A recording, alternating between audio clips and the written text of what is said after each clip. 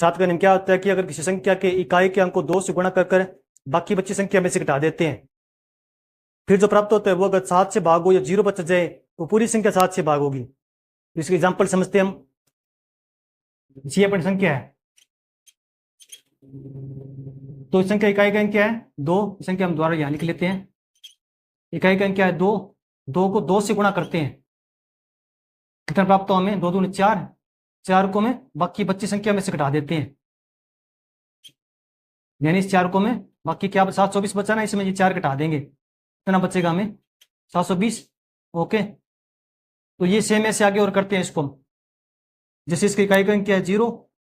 0 को हम 2 से गुणा करते हैं तो कितना बनेगा हमें 0 गुणा 2 0।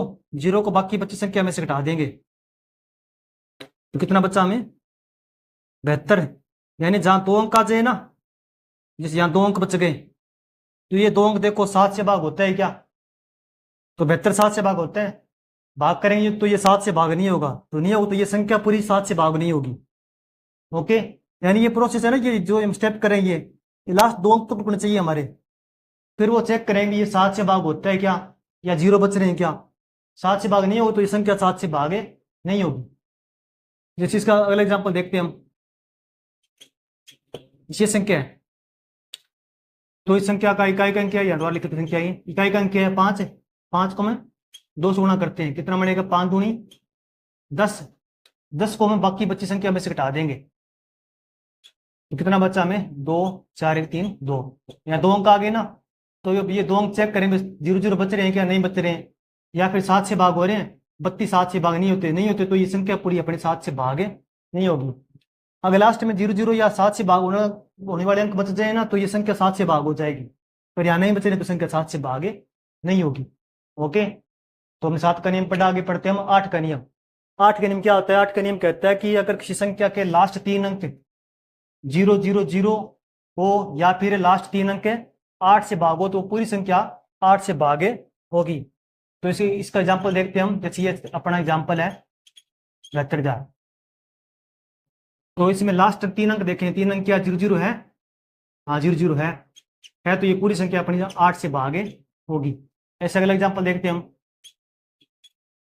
ये संख्या है, तो इसके लास्ट 3 अंक चेक करेंगे 8 के नियम में, ये 0 0 आ रहे हैं नहीं आ रहे, या फिर 8 से भाग हो रहे हैं, मतलब ये लास्ट 3 अंक है ना, इसको हम 8 से भाग करेंगे। 8 16 को अगर 8 से भाग करें तो कितना बनेगा, ये पूरा भाग जा रहा है नहीं जा रहा, इसको भाग करें तो ये अपना पूरा भागे जा रहा है। 0 बच गया शेषफल, मतलब ये पूरा भाग जा रहा है 8 से, ये लास्ट 3 अंक है। अगर लास्ट 3 अंक 8 से भाग जा रहे हैं तो ये पूरी संख्या अपने 8 से भागे हो जाएगी। ओके, तो हमने 8 का नियम पढ़ा, अब आगे पढ़े हम 9 का नियम। तो 9 का नियम क्या कहते हैं, 9 का नियम कहता है कि अगर किसी संख्या के अंकों का योगफल 9 से भागो तो पूरी संख्या 9 से भागे होगी। यानी जैसे अपने कोई संख्या है, ये संख्या है, तो इस संख्या के अंकों को योगफल करते हैं।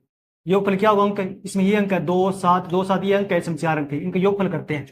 इनका जोड़ करेंगे तो 2 7 2 + 7 + 2 + 7, इनका जोड़ कितना बनेगा 2 और 7 9, 9 और 2 11, 11 और 7 18। यानी जो हमें जोड़ करने पे जो हमें प्राप्त होता है वो क्या 9 से भाग हो रहा है, 18 9 से भाग होता है तो ये पूरी संख्या भी अपने 9 से भागे हो जाएगी। ओके, ऐसे अगले एग्जाम्पल बोल लेते हैं हम। जैसे ये संख्या 425, इसमें 3 अंक है, इनका जोड़ करते हैं अंकों का, कितना बनता है 4 और 2 6, 6 और 5 11, 11 9 से भाग होता है नहीं होता तो ये पूरी संख्या 9 से भागे नहीं होगी। ओके, तो हमने 9 का नियम पढ़ा, आगे पढ़ते हैं हमें 10 का नियम। तो 10 का नियम क्या कहता है, 10 का नियम कहता है कि अगर किसी संख्या के लास्ट में 0 हो तो पूरी संख्या 10 से भागे होगी।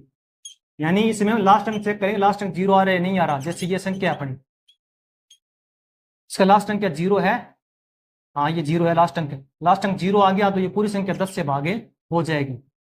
ये संख्या अपनी, इसका लास्ट अंक 0 है क्या, नहीं है, 2 है लास्ट अंक, तो ये संख्या 10 से भागे नहीं होगी। ओके, तो हमने 10 का नियम पढ़ा, आगे पढ़ते हम 11 का नियम। 11 का नियम क्या होता है, 11 का नियम कहता है कि अगर किसी संख्या के सम स्थानों का योग और किसी संख्या के विषम स्थानों का योग, इन दोनों का अंतर अगर 0 या 11 से भाग होने वाला हो तो वो पूरी संख्या 11 से भागे होगी।